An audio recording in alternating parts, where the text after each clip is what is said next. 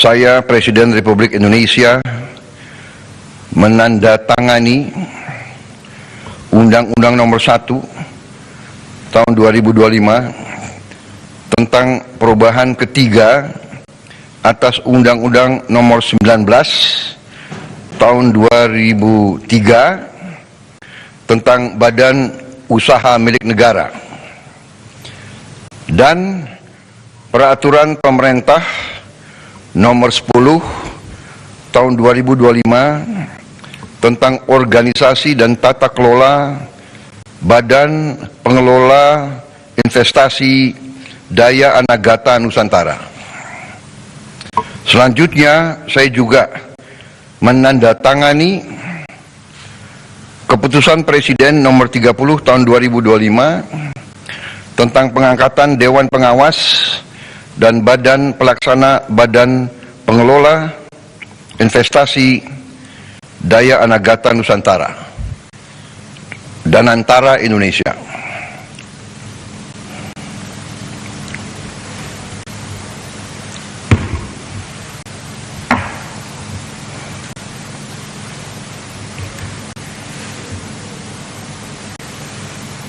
Bismillahirrahmanirrahim.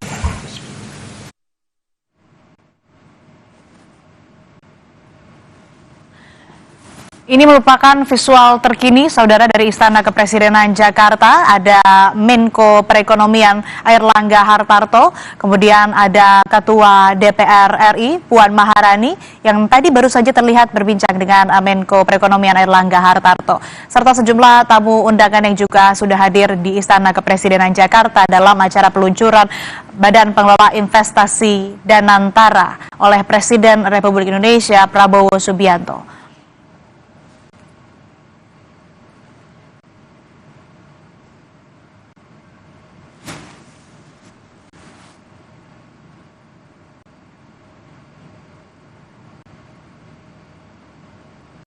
Tadi sejumlah Menteri Kabinet Merah Putih juga sudah tiba.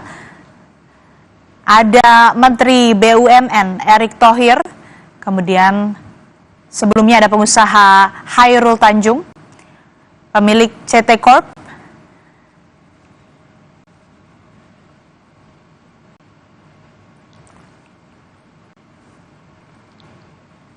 kita apa konfirmasi dulu, belum ada ya. Dan saudara, tadi sebelumnya bagaimana visual yang Anda lihat, Presiden Republik Indonesia Prabowo Subianto telah menandatangani pengangkatan Dewan Pengawas Badan Pengelola Investasi Danantara atau Daya Anagata Nusantara. Sekaligus untuk dikembalikan kepada masyarakat. Ya. Ada juga Zulkifli Hasan, saudara, yang duduk bersama dengan Airlangga Hartarto. Dan ini visual terkini, ada Rosan Roslani, ada Suhasil Nazara, Wakil Menteri Keuangan juga yang terlihat di Istana Kepresidenan Jakarta. Ada Stella Christy juga, saudara, Wakil Menteri Pendidikan Tinggi, Sains dan Teknologi.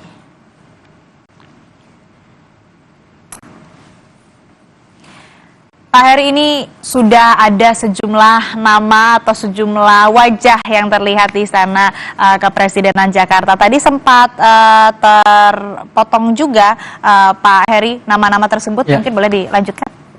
Ya, kalau kita bicara orang, ini kan isu terakhir yang beredar itu, Pak Mulyaman yang sekarang sudah dilantik sebagai Kepala BPI Danantara, itu ditaruh ke atas. Sebagai anggota Dewan Pengawas. Posisinya katanya mau digantikan dengan Pak Rosan. Pak Rosan turun pangkat nih, sebagai di lembaga publik ya, badan publik. Dia dari Menteri Investasi kemudian turun menjadi Kepala Badan. Walaupun badannya setingkat Menteri gitu ya. Jadi tetap pakai mobil RI sekian-sekian. Gitu.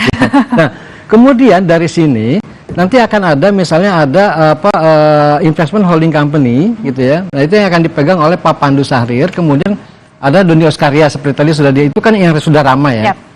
Kalau kita lihat orang-orang ini yang menurut saya punya pengalaman jam terbang dan dia membangun perusahaan gitu ya, yang kemudian perusahaan itu sampai sekarang masih stabil, itu tentu Pak Rosan.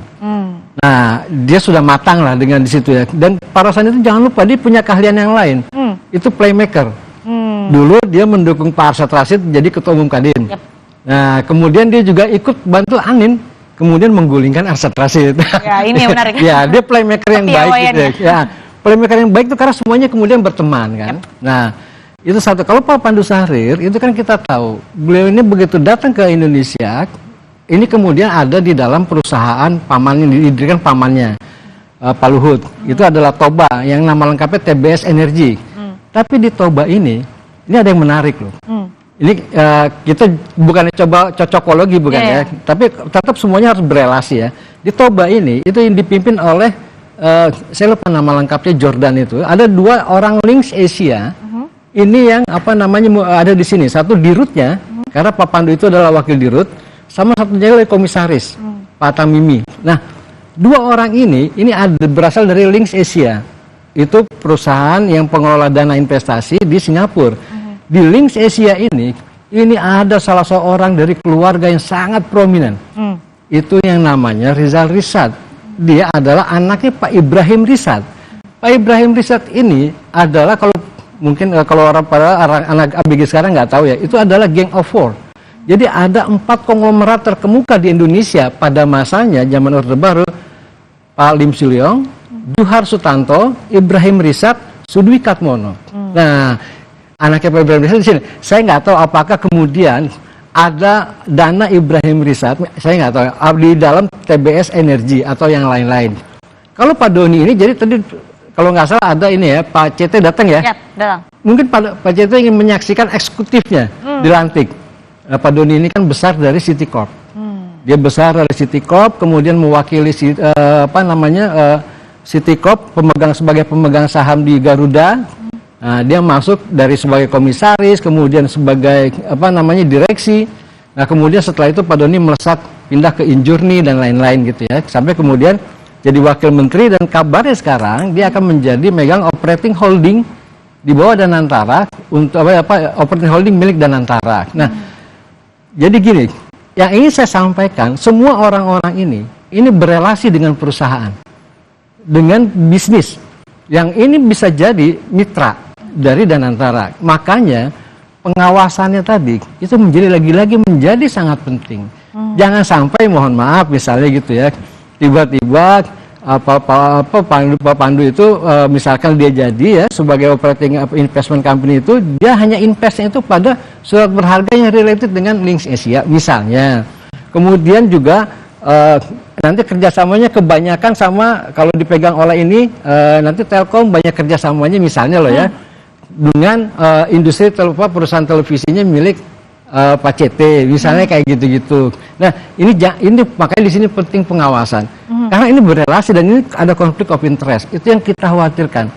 Semoga ini semuanya tidak terjadi gitu ya. Dan tentu kalau memang mereka jadi diputuskan oleh presiden, tentu presiden sudah melakukan background checking lah ya.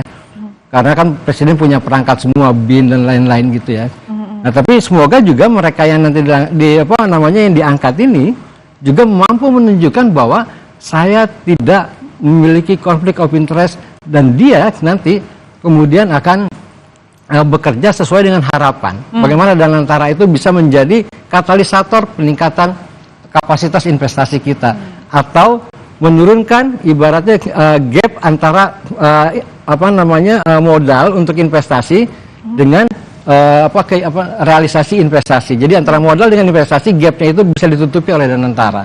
Bagaimana bisa naik gitu ya. Bagaimana kemudian memastikan tidak adanya konflik of interest begitu ya? Itu yang sebenarnya kita khawatirkan. Karena gini, Pak Erik, dia akan jadi ketua Dewan Pengawas. Saya tuh kasihan sama Pak Erik. Mungkin beliau tuh nggak tidur ya, capek gitu ya. Karena Pak Erik itu yang related dengan BUMN itu pegang 3 jabatan dengan 4 fungsi. Satu, Pak Erik sebagai Menteri BUMN. Menteri BUMN adalah regulator dan wakil sebagai kuasa pemegang sahamnya pemerintah. Jadi pemerintah punya saham di BUMN, kuasanya ada Menteri BUMN. Satu jabatan, 2 fungsi. Pak Erik sebagai Ketua Dewan Pengawas. Jadi artinya Pak Erik ada di operator. Ketiga, Pak Erik itu anggota Dewan Pengawas INA. lembaga pengelola investasi kita. Jadi supaya INA sudah dibentuk dengan peraturan pemerintah, kan Ketua Dewan Pengawas Menteri Keuangan, anggotanya Pak Erick Thohir. Jadi Pak Erick Thohir yang related dengan BUMN itu ada 4 fungsi yang melekat pada dia. Betapa lelahnya gitu. Luar biasa ya. Iya. Banyak role. Iya, dan ini juga ada orang, kalau investor orang luar akan melihat ini artinya apa? Ada risiko. Risikonya apa? Karena bercampurnya di sini antara regulator dengan operator. Jadi satu, pembuat peraturan, pengawas, kemudian pemain, seperti Pak Erick ada di INA, ini kan kemudian ada dikelola oleh satu orang. Kalau di dalam undang-undang disebut bahwa Danantara akan mengambil sebagian wewenang presiden di BUMN, kalau sebagian kita asumsikan 50%, mungkin yang dipegang oleh Pak Erick 75%. Karena dia dari membuat regulasi, mengawasi, sampai menjadi pemain. Gitu. Oke, menarik. Ini saya ingin ke Prof. Talisa dulu, Ya, Pak Heri. ya. Saya mau bicara soal rasio investasi Indonesia yang menurun sejak tahun 2013 ini mentok sekitar 30% terhadap PDB begitu ya. Betul. Prof. Talisa, ini Danantara punya tugas untuk memutus rantai ini. Kira-kira mampu atau tidak? Prof. Talisa. Ya mudah-mudahan ya, karena kan tadi dengan aset yang besar, modal yang besar, dengan ya tadi harapannya pimpinan-pimpinan yang sesuai dan memiliki networking yang sangat tinggi. Nah harapannya itu tentu bisa menginikan PR. Nah tapi gini, saya mau menyorot dulu ya, investasi kenapa stagnan? Nah, karena komponen investasi kita kalau dilihat dari data PMTB itu dominan bangunan. Jadi investasi kita itu banyakkan bangunan. Nah, setelah bangunan baru kedua seperti perlengkapan gitu ya, peralatan kendaraan. Nah, kita tuh sangat lemah di intellectual property dan juga di cultivated biological resource. Nah, harapannya nanti dengan adanya Danantara bisa mengubah landscape ini. Jadi jangan cuma investasi itu di bangunan, which mean bangunan itu kan konstruksi ya. Jadi investasi kita tuh banyak kan ya bangunan dan konstruksi gitu. Nah ini bagaimana nanti Danantara bisa mengubah ini gitu harapannya. Jadi karena kalau enggak kita akan stagnan, karena kan namanya bangunan itu kan keperluannya tidak terus-menerus meningkat ya gitu. Jadi kalau kita bicara teori pertumbuhan ekonomi, capital stock fisik itu kan nggak bisa hanya dari fisik ya, investasi itu bisa di human capital, kemudian seperti di produk kekayaan intelektual yang akan menghasilkan inovasi, kemudian di kekayaan hayati kita. Nah tadi kalau dikatakan Danantara nanti bisa invest ke energi baru terbarukan, kemudian ke sektor agriculture agar berkembang. Yang apa ya, mungkin return on investment-nya tuh atau CAGR-nya juga itu masih bisa meningkat dengan pesat gitu. Cari investasi yang selama ini susah untuk dibiayai perbankan karena terbatas oleh macam-macam regulation di perbankan. Nah, masuklah ke investasi yang bisa memberikan return yang besar yang selama ini mungkin tidak dipreferensi oleh perbankan seperti itu. Nah, itu yang menurut saya PR dari Danantara supaya apa? Supaya nggak sama atau bisnis as usual gitu. Kalau bisnis as usual kan kayak pindah kantong kiri ke kantong kanan aja. Selama ini mungkin sudah tersebar ya dana-dana yang kan selama ini gini sistemnya. Dividen BUMN selama ini kan masuknya ke APBN. Kemudian oleh APBN disuntikan misalkan untuk PMN dan penggunaan-penggunaan lainnya. Nah, jadi nggak kelihatan tuh kelolaan investasinya tuh seperti apa, spread dari hasil investasinya tuh seperti apa. Nah, dengan adanya Danantara, dividen-dividen ini bisa dikelola dengan baik sehingga menghasilkan spread yang lebih tinggi, keuntungan yang lebih tinggi, nanti bisa diinvestasikan kembali, menghasilkan return on investment, nanti diinvestasikan kembali.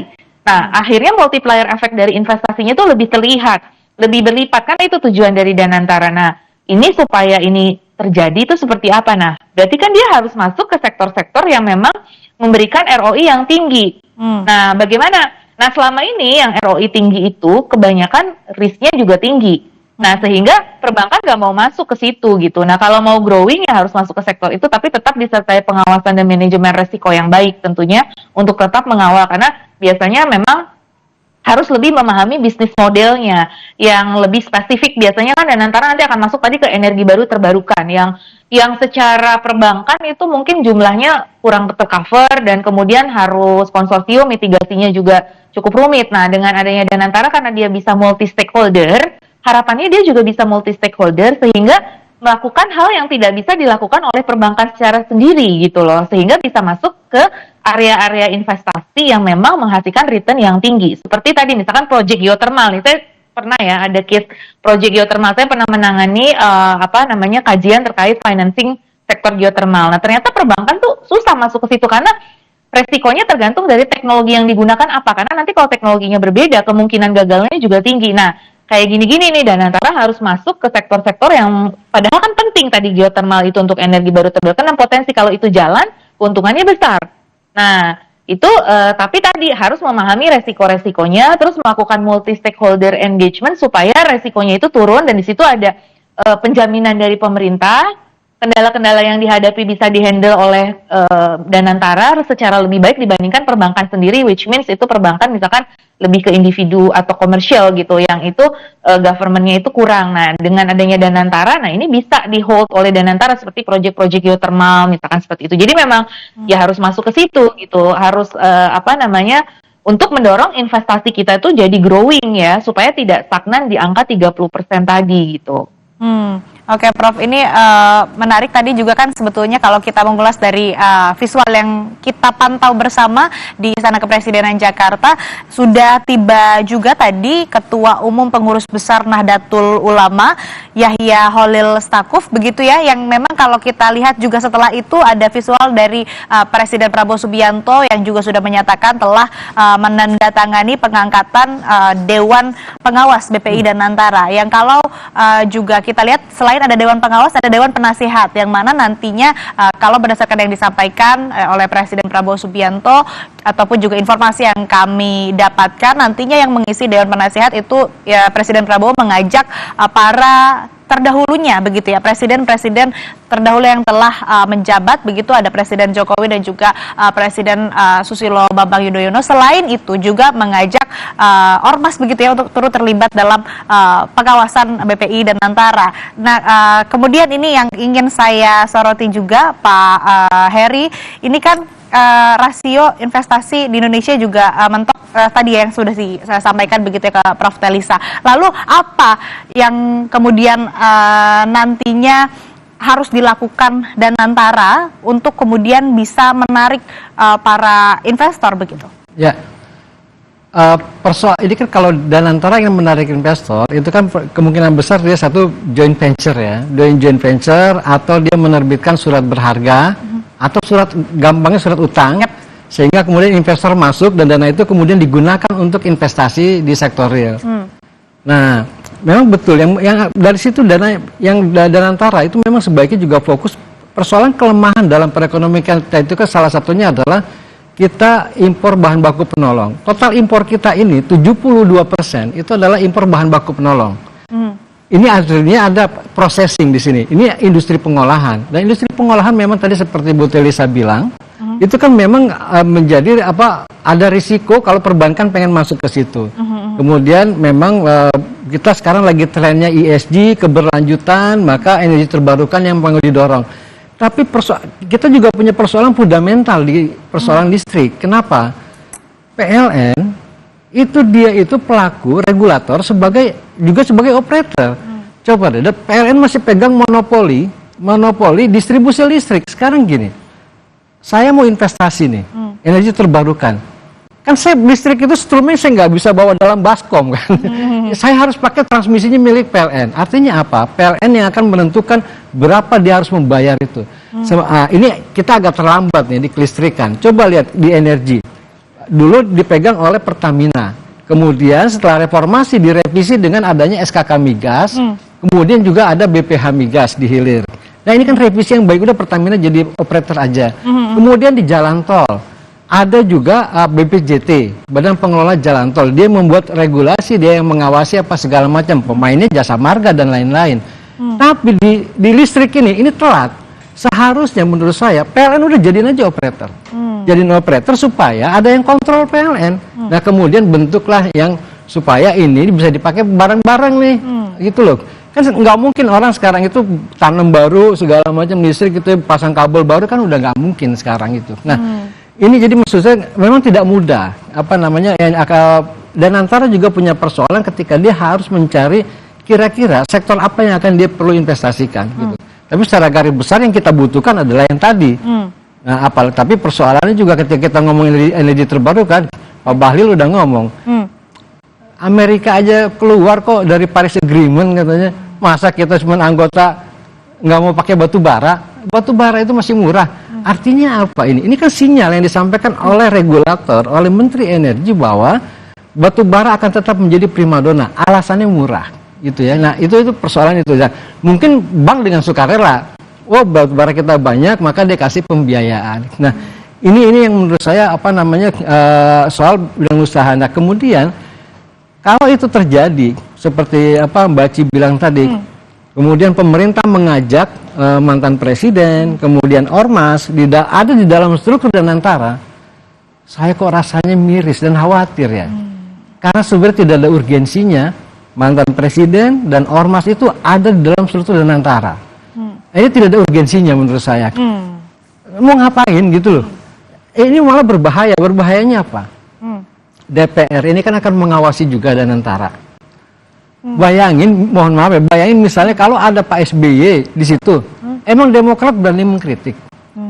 Ada Bu Mega di situ, emang PDIP berani mengkritik. Nah, jangan sampai Danantara ini kemudian jadi alat negosiasi politik. Ya, kalau itu terjadi, bye-bye Danantara. Jadi silakan dikubur harapan terhadap Danantara. Bicara soal negosiasi politik ini menarik Pak Heri. Kalau kita lihat tadi juga sebetulnya informasi yang kami dapatkan dari tim di lapangan di Istana Kepresidenan Jakarta, Pandu Syahrir ini sudah tiba dan semeja dengan Pak Mulyaman Hadad yang mana ini saat ini kan masih menjadi kepala BPI Danantara begitu ya. Nah Pak Mulyaman kan kalau kita lihat istilahnya belum dalam tanda kutip belum bekerja begitu, tapi sudah ada nama-nama kemudian yang nantinya diisu atau disebutkan mencuat ini akan menjadi kepala Danantara begitu ya. Nah ini Pak Heri, Anda melihatnya bagaimana, belum bekerja tapi sudah diganti, apakah ada aroma drama dan negosiasi politik dan juga di balik pergantian Mulyaman Hadad ini adakah rebutan antara proksi, misal apa megang apa, wewenang apa begitu? Ya, ini barang gemuk, gitu, sapi gemuk kayak itu Danantara itu, yang memang banyak orang yang menginginkan karena itu potensi besar gitu. Dan kemudian apakah ada pertarungan? Saya rasa ya wajar-wajar aja kalau ada pertarungan gitu ya. Nah kemudian yang paling penting bagaimana pertarungan itu pada akhirnya itu membuat Danantara menjadi sehat. Jadi artinya pertarungan itu membuat orang akan semakin banyak yang mengawasi. Karena gini kan, ini rumor loh ya, rumornya Pak yang terakhir itu kita dengar itu kan misalnya gini, Pak Erik itu kan faktanya itu adalah gini, dia faktanya itu adalah adiknya Pak Boy Thohir. Pak Boy Thohir itu sekarang itu ada di lingkungan BUMN. Pak Heri, mohon maaf, saya harus jeda sejenak, dipotong dulu, mohon maaf Pak, ada visual terkini dari Istana Kepresidenan Jakarta, ada Presiden Prabowo Subianto bersama dengan Seskap Teddy Indra Wijaya. Di belakangnya ada Presiden, sebelum Presiden Prabowo menjabat, yang menjabat ada Presiden Joko Widodo. Kemudian di belakang dari Seskap Teddy Indra Wijaya ini ada Presiden Susilo Bambang Yudhoyono, Presiden ke-6. Waduh. Nah, Presiden Prabowo Subianto bersama Jokowi dan SBY nampak berjalan. Sepertinya ini peluncuran Badan Pengelola Investasi Danantara ini akan segera dilakukan, saudara, di Istana Kepresidenan Jakarta. Ada Wakil Presiden Gibran Rakabuming Raka juga. Kemudian ada Wakil Presiden terdahulu, ada Budiono, Yusuf Kala, dan juga Ma'ruf Amin.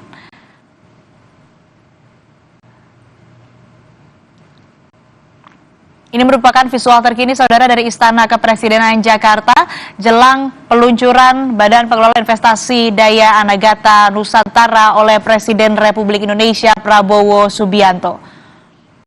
Kita saksikan bersama Presiden Prabowo Subianto bersama Presiden terdahulu, kemudian juga ada Wakil Presiden Gibran Rakabuming Raka dan Wakil Presiden terdahulu ini memasuki kawasan atau di dalam Istana Kepresidenan Jakarta untuk kemudian melakukan peluncuran Super Holding BUMN Danantara. Presiden bersama rombongan atau bersama Presiden terdahulu, kemudian juga ada Wakil Presiden dan Wakil Presiden terdahulu ini sudah memasuki ruangan acara peluncuran.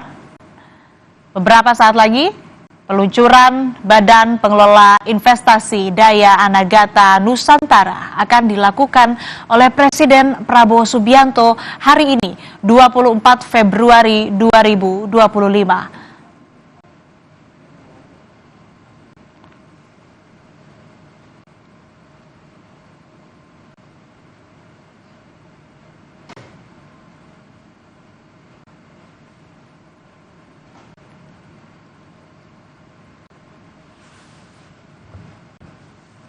Acara akan segera dimulai, saudara.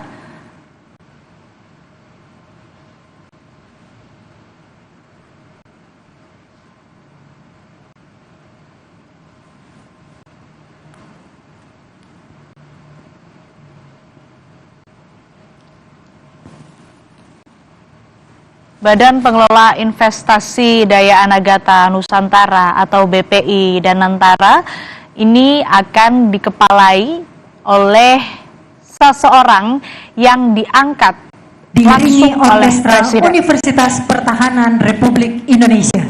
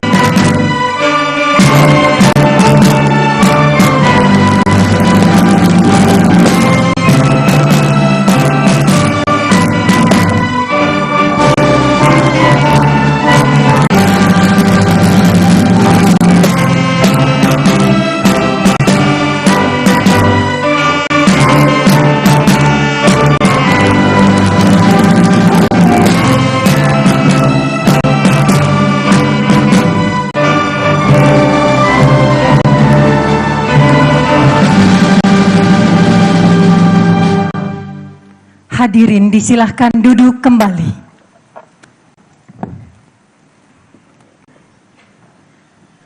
Yang terhormat Presiden Republik Indonesia dan Wakil Presiden Republik Indonesia. Yang kami hormati Presiden ke-6 Republik Indonesia Bapak Susilo Bambang Yudhoyono. Presiden ke-7 Republik Indonesia Bapak Joko Widodo. Wakil Presiden ke-10 dan 12 Republik Indonesia, Bapak Yusuf Kala. Wakil Presiden ke-11 Republik Indonesia, Bapak Budiono.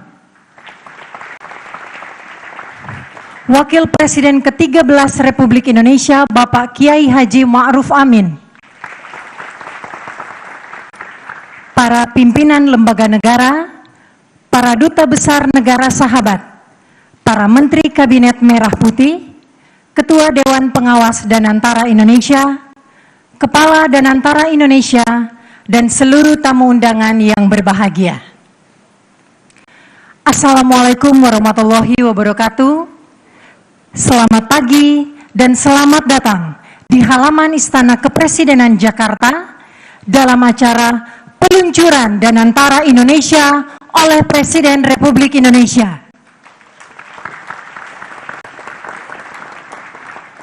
Mengawali acara pada pagi hari ini, sebagai ungkapan rasa syukur kepada Tuhan Yang Maha Esa, marilah kita panjatkan doa bersama yang akan dipimpin oleh Wakil Presiden ke-13 Republik Indonesia, Bapak Kiai Haji Ma'ruf Amin.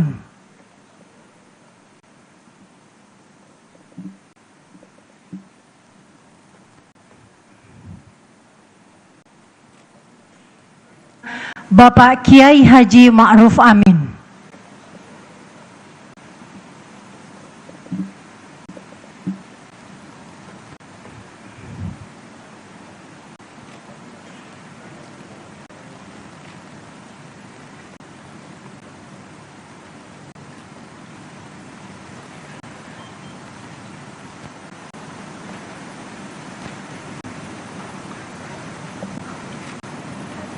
Mari kita mengangkat kedua belah tangan untuk memohon kepada Allah Subhanahu wa ta'ala. Amin ya Rabbal Alamin. Bismillahirrahmanirrahim. Alhamdulillahi Rabbil Alamin. Allahumma salli ala Sayyidina Muhammad wa ala Sayyidina Muhammad. Allahumma ja'al ijtima'ana hadha ijtima'an marhumah, ijtima'an mubarakah. Ya Allah, jadikanlah pertemuan ini pertemuan yang Engkau rahmati, pertemuan yang Engkau berkati, pertemuan yang akan meluncurkan sesuatu yang nantinya diharapkan akan memberikan kebaikan, kemaslahatan, kesejahteraan bagi seluruh rakyat Indonesia. Allahumma yassir lana kulla asir, fa inna taysiral asiri alaika yasir. Ya Allah, mudahkanlah, berikanlah kemudahan kepada kami untuk menghadapi berbagai kesulitan. Kami yakin dengan pertolongan-Mu, dengan bantuan-Mu ya Allah, sebesar apapun hambatan dan kesulitan yang kami hadapi itu pasti akan kami selesaikan. Allahumma rzuqna al-inayata fi fi'lil khairati wal hasanati was salihat. Warzuqna al-himayata an irtikabil ma'asi wad dhunub zahiriha wa batiniha. Ya Allah, berikanlah kepada kami inayah-Mu, pertolongan-Mu, supaya kami dapat melaksanakan hal-hal yang baik-baik saja untuk memberikan kesejahteraan kepada bangsa dan negara. Selamatkanlah kami, hindarkanlah kami dari berbuat kemaksiatan dan dosa, baik yang lahir maupun yang batin.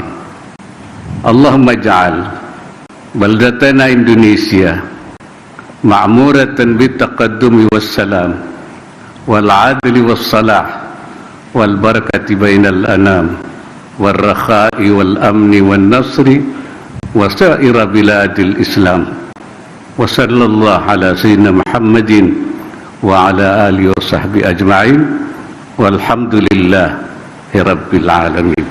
السلام عليكم ورحمة الله وبركاته.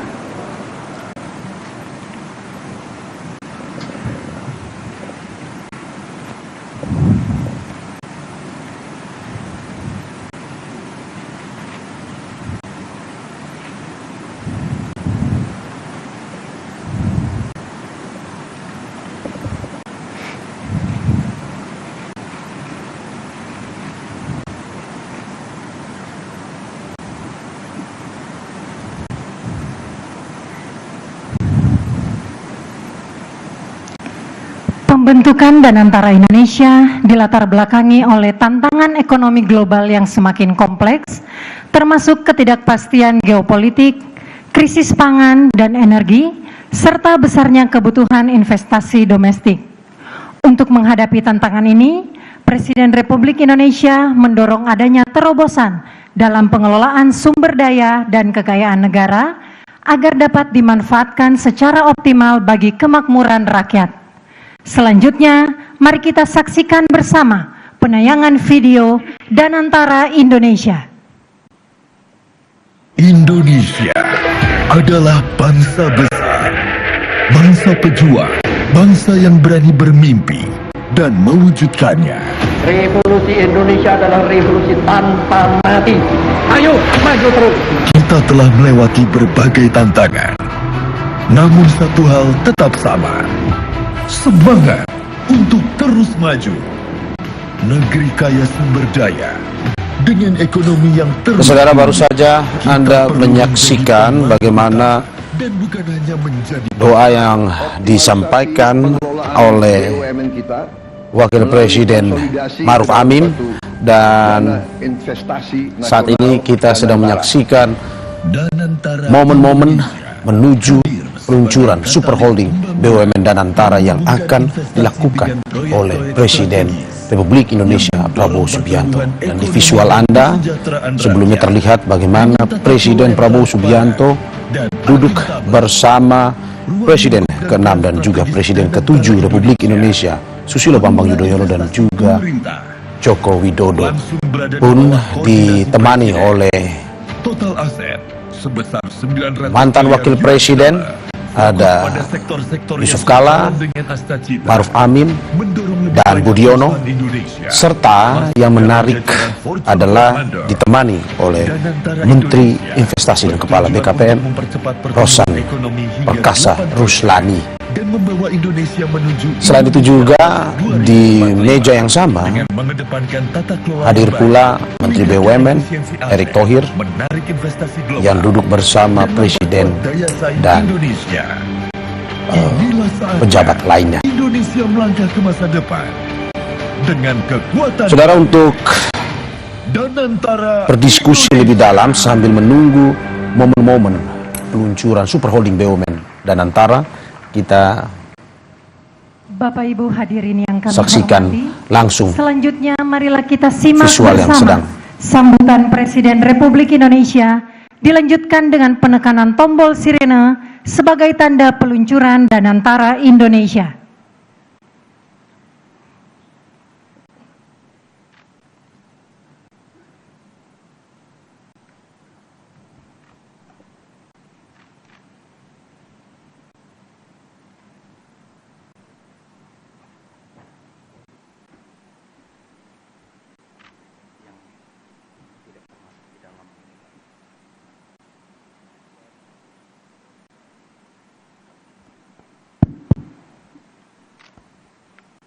Bismillahirrahmanirrahim. Assalamualaikum warahmatullahi wabarakatuh. Selamat pagi, salam sejahtera bagi kita sekalian. Shalom, salve, Om Swastiastu, Namo Buddhaya, salam kebajikan. Yang saya hormati dan saya muliakan Presiden ke-6 Republik Indonesia, Bapak Jenderal TNI Purnawirawan Profesor Dr. Susilo Bambang Yudhoyono. Yang saya hormati dan saya muliakan Presiden ke-7 Republik Indonesia, Bapak Insinyur Joko Widodo. Wakil Presiden Republik Indonesia, Saudara Gibran Rakabuming Raka. Yang saya hormati dan saya muliakan Wakil Presiden Republik Indonesia ke-13, Bapak Kiai Haji Profesor Dr. Ma'ruf Amin. Yang saya hormati dan saya muliakan Wakil Presiden Republik Indonesia ke-10 dan ke-12, Bapak Dr. Muhammad Yusuf Kala. Yang saya hormati Wakil Presiden Republik Indonesia ke-11, Bapak Profesor Dr. Budiono. Ketua Majelis Permusyawaratan Rakyat Republik Indonesia, Saudara Ahmad Muzani beserta para Wakil Ketua MPR.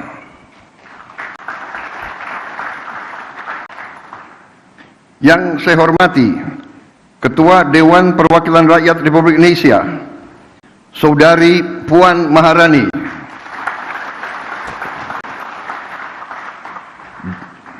dan para wakil ketua DPR RI yang hadir, serta para pimpinan dan anggota Dewan Perwakilan Rakyat Republik Indonesia Komisi 6 dan Komisi 11.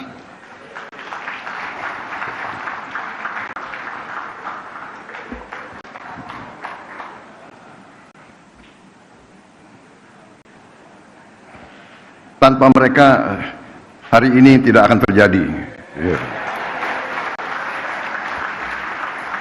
Terima kasih Ketua DPR dan semuanya. Ketua DPD Dewan Perwakilan Daerah Republik Indonesia Saudara Sultan Najamuddin beserta para wakil ketua DPD, para pimpinan lembaga tinggi negara yang hadir, para menteri koordinator, para menteri, kepala badan, Kabinet Merah Putih, Ketua Dewan Ekonomi Nasional, Jaksa Agung, Kepala BIN, Panglima TNI, Kapolri, dan para wakil menteri, serta seluruh anggota Kabinet Merah Putih yang hadir. Juga para ketua umum partai politik, Ketua Umum Partai Golongan Karya, Saudara Bahlil Lahadalia, Ketua Umum Partai Demokrat, Saudara Agus Harimurti Yudhoyono, Ketua Umum Partai Amanat Nasional, Saudara Zulkifli Hasan, Ketua Umum Partai Kebangkitan Bangsa, Saudara Muhaimin Iskandar, Ketua Umum Partai Nasdem, Saudara Surya Paloh, berhalangan karena sedang berada di luar negeri.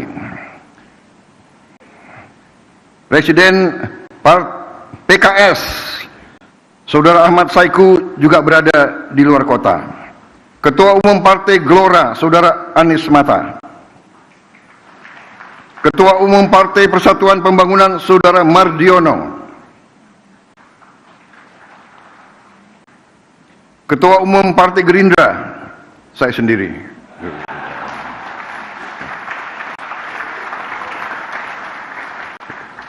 Tapi hadir Ketua Harian dan Sekjen. Yang mewakili Partai Bulan Bintang, Partai Prima, Partai Garda Republik, dan Partai PDI Perjuangan.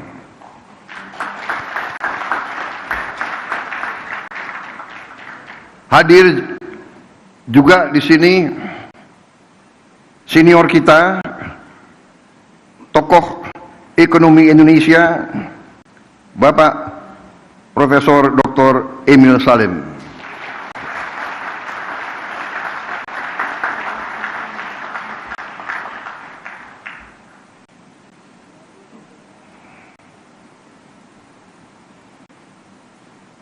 Yang saya hormati para duta besar negara sahabat.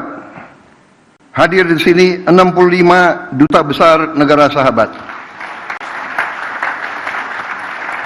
Dan 32 perwakilan juga negara-negara sahabat yang hadir.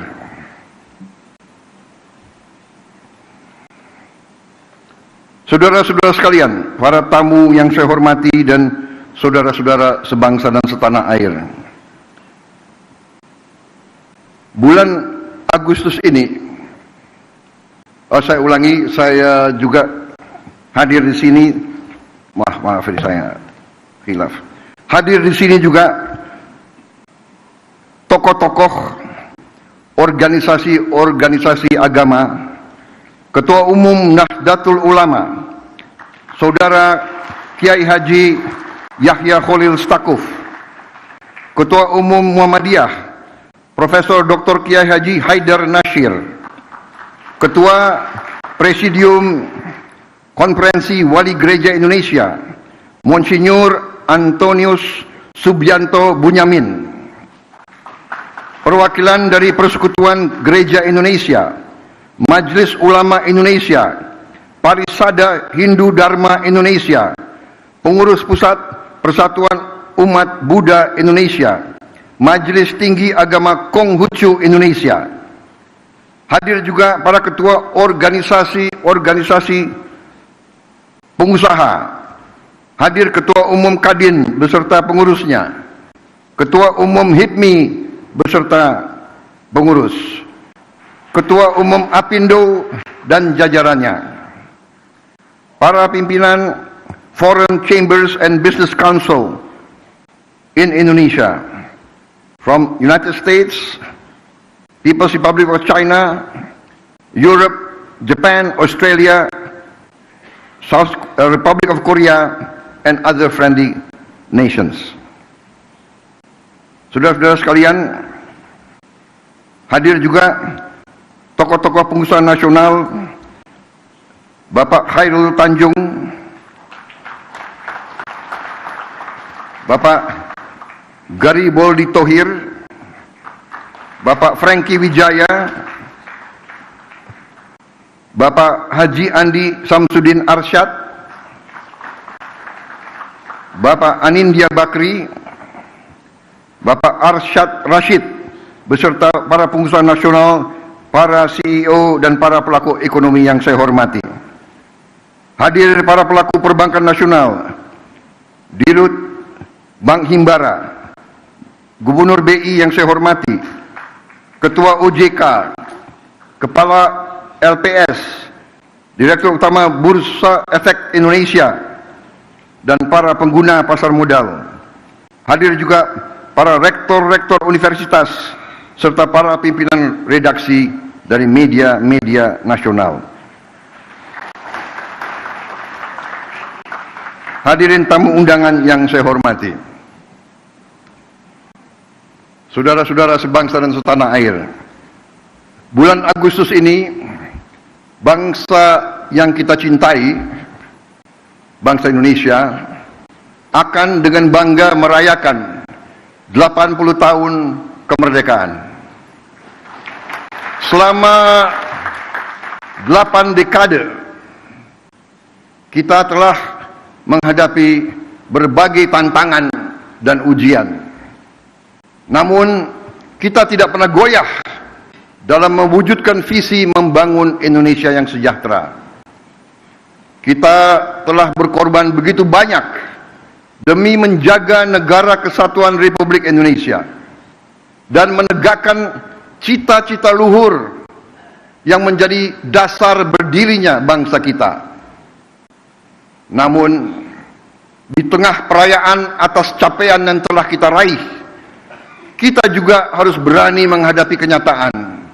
Kita harus bertanya kepada diri kita sendiri. Setelah 80 tahun merdeka, mengapa masih ada anak-anak kita yang kelaparan? Mengapa para petani dan nelayan kita masih berjuang untuk mendapatkan hasil yang layak dari kerja keras mereka? Mengapa setelah 8 dasawarsa masih ada desa dan kota yang belum tersentuh listrik? Mengapa di tengah kekayaan yang kita miliki, masalah-masalah ini masih tetap ada? Dan yang lebih penting, bagaimana kita dapat memperbaiki keadaan ini? Bukan karena kita kekurangan sumber daya, tapi mungkin karena cara kita mengelola dan memanfaatkannya belum sepenuhnya memberi manfaat sebesar-besarnya bagi rakyat. Inilah kenyataan yang harus kita akui. Karena perubahan yang berarti hanya bisa dimulai dari keberanian untuk melihat kebenaran. Keberanian untuk melihat kekurangan-kekurangan kita. Mengelola dan memanfaatkan sumber daya alam yang dianugerahkan Tuhan untuk sebesar-besarnya kesejahteraan rakyat dan masa depan Indonesia adalah tugas utama kita. Sebagaimana diamanatkan dalam pasal 33 Undang-Undang Dasar 1945 ayat 1 yang berbunyi, perekonomian disusun sebagai usaha bersama berdasar atas azas kekeluargaan. Ayat kedua, cabang-cabang produksi yang penting bagi negara dan yang menguasai hajat hidup orang banyak dikuasai oleh negara. Ayat 3, bumi dan air dan kekayaan alam yang terkandung di dalamnya dikuasai oleh negara dan dipergunakan untuk sebesar-besar kemakmuran rakyat.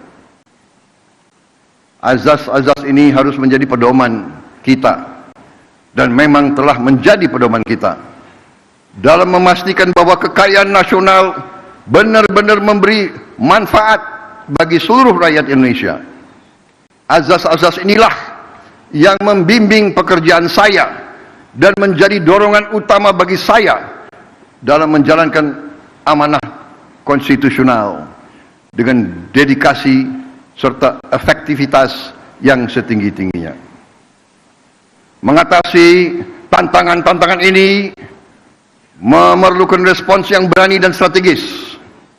Itulah sebabnya peluncuran Danantara Indonesia hari ini memiliki arti yang sangat penting.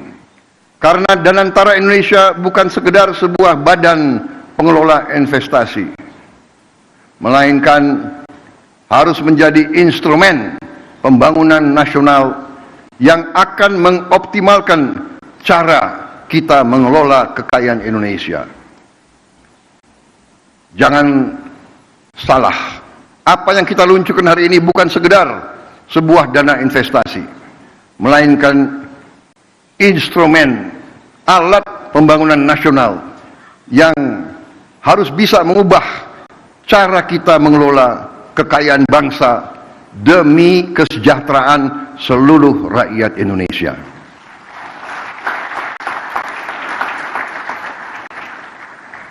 Kita telah membuktikan komitmen dalam mengelola kekayaan negara dengan disiplin keuangan yang ketat dan tata kelola yang bertanggung jawab. Dalam 100 hari pertama pemerintah yang saya pimpin, kami berhasil mengamankan lebih dari 300 triliun rupiah, hampir 20 miliar dolar dalam bentuk tabungan negara, dana yang sebelumnya terhambat oleh inefisiensi, korupsi, dan belanja-belanja yang kurang tepat sasaran. Kini dana tersebut akan dialokasikan untuk dikelola oleh Danantara Indonesia, diinvestasikan dalam 20 atau lebih proyek-proyek nasional sebagai bagian dari industrialisasi kita dan hilirisasi kita. Proyek-proyek yang berdampak tinggi yang akan menciptakan nilai tambah yang signifikan untuk bangsa kita, menciptakan manfaat nyata, lapangan kerja yang bermutu, dan kemakmuran yang berjangka panjang bagi masyarakat Indonesia. Kita tidak mau lagi menjual sumber alam kita murah. Kita tidak mau jadi sumber raw material bagi bangsa lain. Kita bertekad ingin menjadi negara maju. We have already proven our commitment to managing Indonesia's wealth and assets with very careful financial discipline and responsible governance. In our first 100 days, my administration secured over $20 billion in savings, funds that were once trapped in inefficiency, corruption, misallocation, but will now be channeled into 20 high-impact national projects, creating real long-term benefits for our people. Saya bersama pemerintah yang saya pimpin didukung oleh koalisi yang solid, bertekad keras untuk membangun suatu pemerintahan yang bersih, yang bebas dari korupsi. Saya akan melawan korupsi dengan sekeras-kerasnya dan dengan segala tenaga dan upaya yang bisa saya kerahkan tanpa pandang bulu.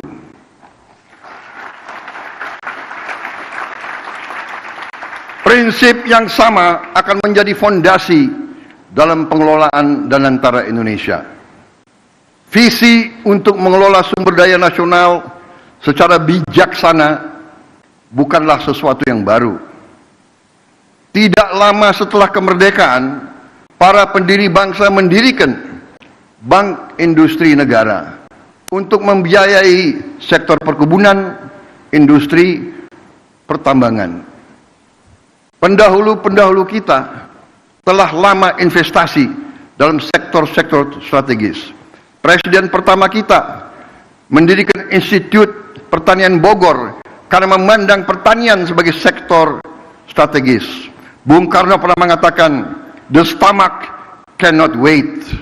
Kita tidak boleh mengizinkan kelaparan yang ada di Indonesia. Presiden kita pertama pun yang membesarkan Institut Teknologi Bandung, karena kita untuk merdeka, untuk sejahtera harus menguasai teknologi. Presiden kedua meneruskan pembangunan, dan semua presiden-presiden kita membawa kita sampai kita sekarang hari ini bisa meluncurkan Danantara Indonesia. Presiden Habibie, Presiden Abdurrahman Wahid, Presiden Megawati, Presiden Susilo Bambang Yudhoyono, Presiden Susilo Bambang Yudhoyono dan Presiden Joko Widodo semua telah memberi peran dan memberi sumbangan yang sangat besar bagi bangsa Indonesia. Dan sekarang jatuhlah kepada kami untuk mengamankan fondasi-fondasi yang telah dibangun dan untuk meneruskan mencapai cita-cita kita menjadi negara sejahtera, rakyat kita makmur, aman dalam keadilan. Saudara-saudara sekalian, kini setelah hampir 80 tahun berlalu, tibalah generasi kita, pemerintah kita untuk mewujudkan visi para pendiri dan pendahulu kita. Kita harus memastikan bahwa kekayaan Indonesia benar-benar bermanfaat dan dirasakan manfaatnya untuk kepentingan rakyat dan bisa meningkatkan tingkat penghasilan rakyat Indonesia. Saya memahami bahwa banyak pertanyaan tentang Danantara Indonesia.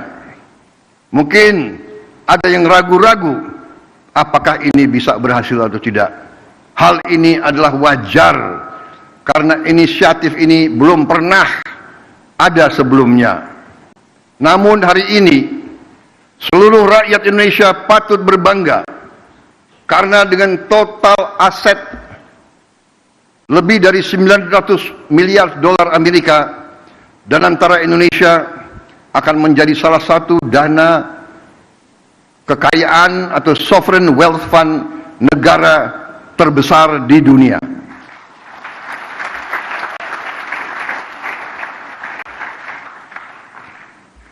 I know and I realize that there are many questions about Danantara Indonesia.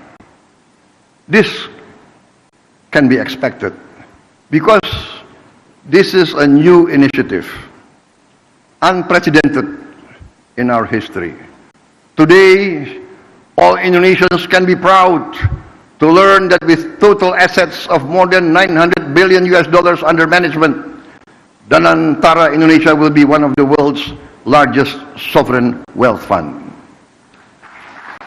Danantara Indonesia adalah solusi strategis dan efisien dalam mengoptimalkan badan usaha milik negara. Kita tidak hanya akan menginvestasikan dividen BUMN ke industri-industri yang mendorong pertumbuhan jangka panjang, tapi juga akan mentransformasi BUMN kita menjadi pemimpin kelas dunia di sektor masing-masing. Perusahaan yang kompetitif, profesional, dan terintegrasi dalam ekonomi global. Kita ingin melihat lebih banyak BUMN Indonesia masuk dalam daftar Global Fortune 500. Membuktikan bahwa Indonesia bukan sekedar pengikut, tapi Indonesia juga dapat menjadi pelopor dan pemimpin dalam perekonomian dunia. Gelombang pertama investasi senilai 20 miliar dolar Amerika dalam kurang lebih 20 proyek strategis bernilai miliaran dolar akan difokus pada hilirisasi nikel, boksit, tembaga, pembangunan pusat data kecerdasan buatan, kilang minyak, pabrik petrokimia, produksi pangan dan protein, aquakultur, serta energi terbarukan.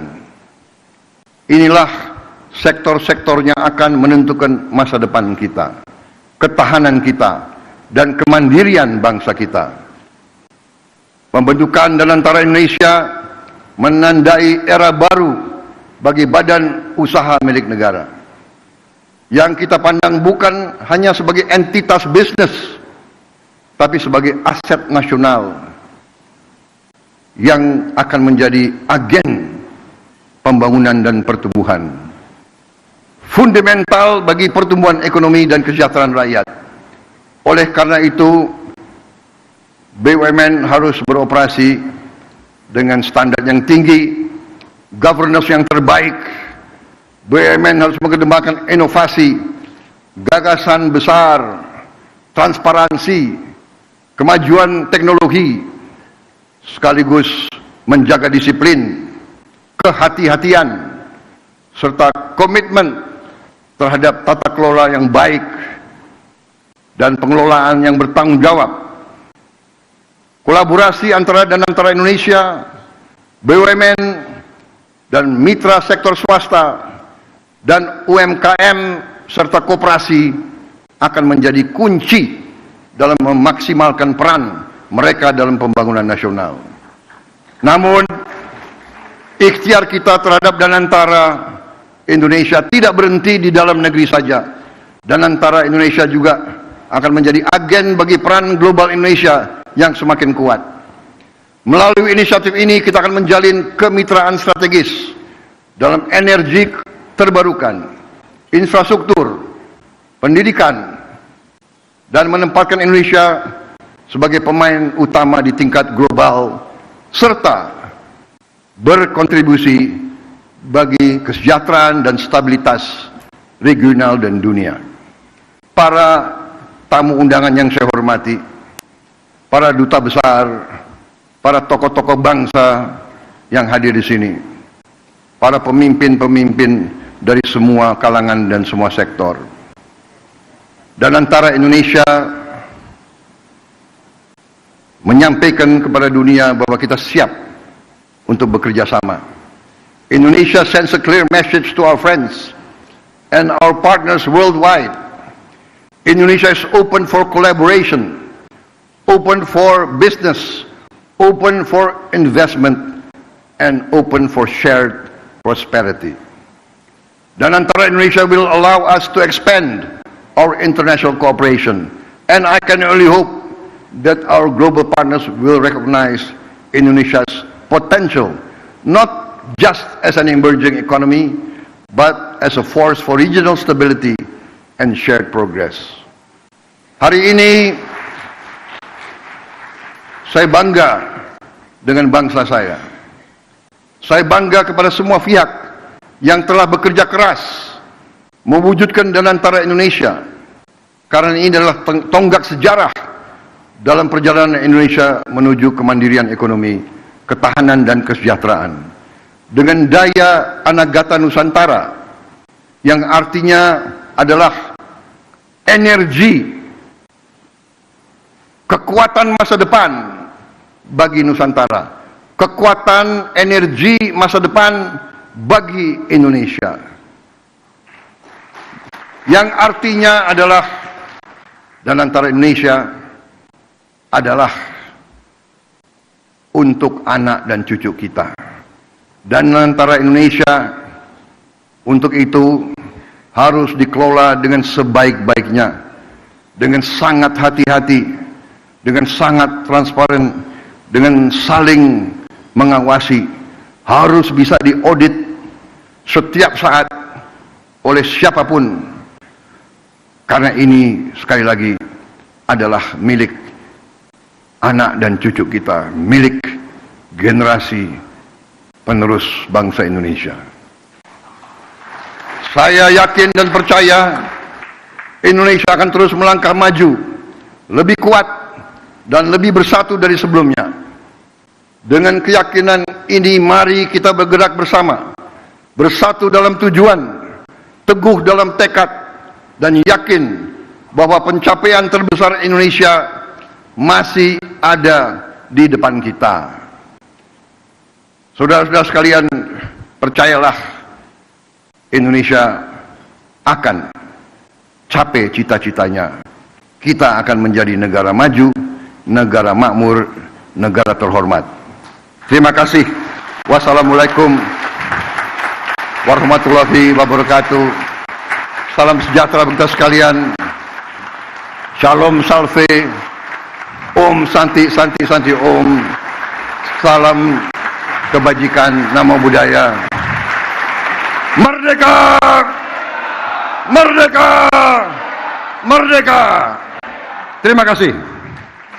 Kami mengundang untuk naik ke atas panggung Wakil Presiden Republik Indonesia, Presiden ke-6 Republik Indonesia, Presiden ke-7 Republik Indonesia, Wakil Presiden ke-10 dan 12 Republik Indonesia, Wakil Presiden ke-11 Republik Indonesia, Wakil Presiden ke-13 Republik Indonesia, Ketua Dewan Pengawas Danantara Indonesia, dan Kepala Danantara Indonesia.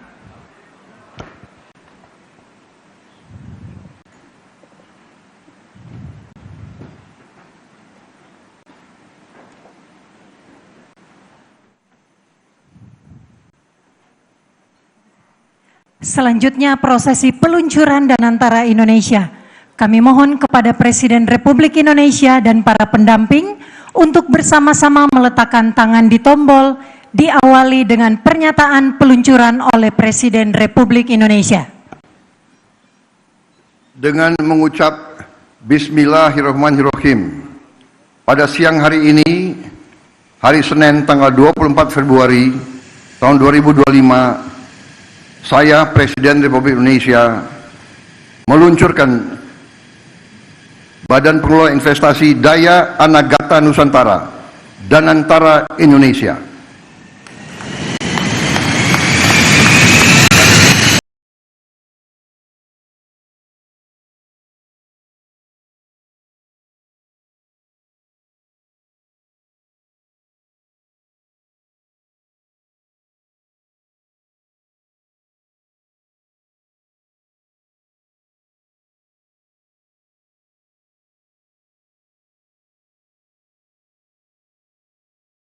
Resmi diluncurkan oleh Presiden Republik Indonesia.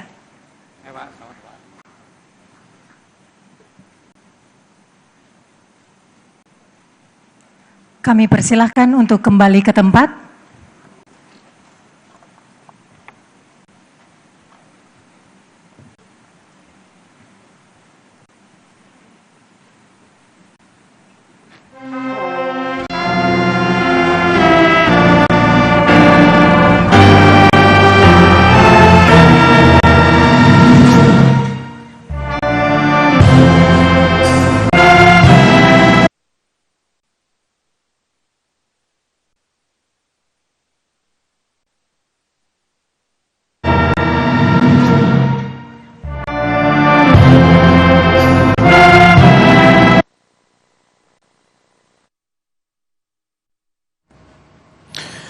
Saudara, momen yang ditunggu-tunggu, momen besar bagi negara Republik Indonesia.